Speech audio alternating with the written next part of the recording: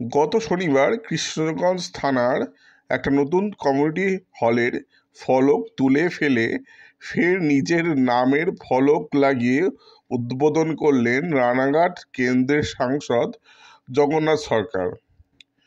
এদিন সাংসদ দাবি করেন যে তার এমপি ল্যাডের উন্নয়ন তহবিলের টাকায় নির্মিত ওই কমিউনিটি সেন্টারের নির্মাণ করা হয়েছে এবং নির্মাণ কাজ সম্পূর্ণ হওয়ার আগেই সাংসদকে না জানিয়ে উদ্বোধন করেছিলেন কৃষ্ণনগর জেলার পুলিশ সুপার। এর জন্য আগের ফলক টেনে খুলে দিয়ে এই দিন তিনি নিজের নামের ফলক লাগিয়ে পুনরায় উদ্বোধন করলেন। তিনি দিতে পারে না, উদ্বোধন অনুষ্ঠানে সবাই থাকতে পারে, অসুবিধা নাই, ফলক আমার লাগবে। আর আমাকে না জানিয়ে পুলিশ নিজের নামে ফলক দিয়ে তারা উদ্বোধন করে দিতে পারে না। ইনকমপ্লিট অবস্থায় করে যিনি বাবিন মুখার্জি ছিলেন থানা ত্যাগ করেছেন, না জানিয়ে এটা করে পালিয়ে গেছেন।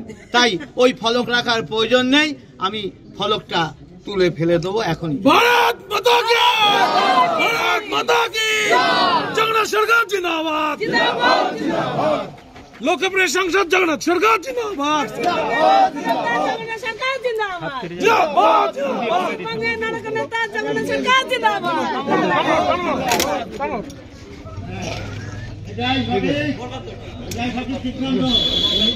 ভারত মাতা কি জয় ভারত মাতা কি জয়। রানাঘাট কেন্দ্রের লোকপ্রিয় সাংসদ শিক্ষক জগন্নাথ সরকার মহাশয়, যার অর্থানুকূল্যে এই কমিউনিটি হল হয়েছে, সেই কমিউনিটি হলের শুভ উদ্ঘাটনের জন্য অনুরোধ করছি এবং সহযোগিতা করবেন দীপঙ্কর দা, এখানকার মন্ডল সভাপতি। ভারত মাতা কি জগন্নাথ সরকার জিন্দাবাদ জিন্দাবাদ জিন্দাবাদ লোকপ্রিয় সাংসদ জগন্নাথ সরকার জিন্দাবাদ জিন্দাবাদ জিন্দাবাদ। এটা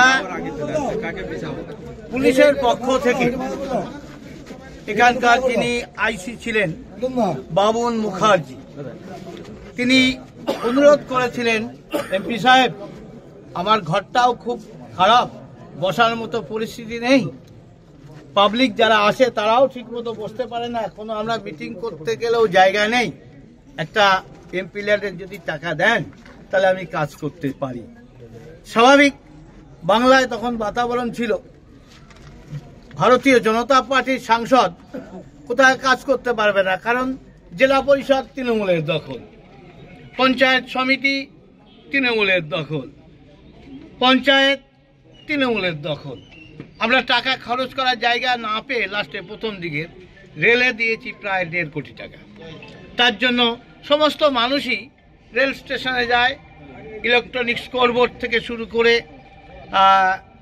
পানীয় ঠান্ডা জলের ব্যবস্থা, কোথাও সেট নেই, কোথাও যে প্ল্যাটফর্মে ইউরিনালের ব্যবস্থা নেই, সেসব জায়গাগুলো করার ব্যবস্থা আমি করেছিলাম। পরবর্তীকালে পঞ্চায়েত নির্বাচনে আমাদের অনেক জায়গায় হচ্ছে, এখন যেখানে সেখানে অনেকটা কাজ করার জায়গা হয়েছে এমপি। তাই এত বাধা সত্ত্বেও আমি সংসদীয় তহবিল থেকে সম্পূর্ণ টাকা ব্যয় করতে পেরেছি। এবং এছাড়াও জানেন যে কৃষক রেল আমার দ্বারা হয়েছে, এখানে দুই দেশের মধ্যে সংযোগ করি একটা রাস্তা, এবং সেই রাস্তা যেমন নির্মাণ করে দিয়েছি, পোর্টটা অনুমতি পাওয়া গেছে, তার জন্য কেন্দ্রীয় সরকারকে চিঠি লিখে আমি সেটা ব্যবস্থা করতে পেরেছি।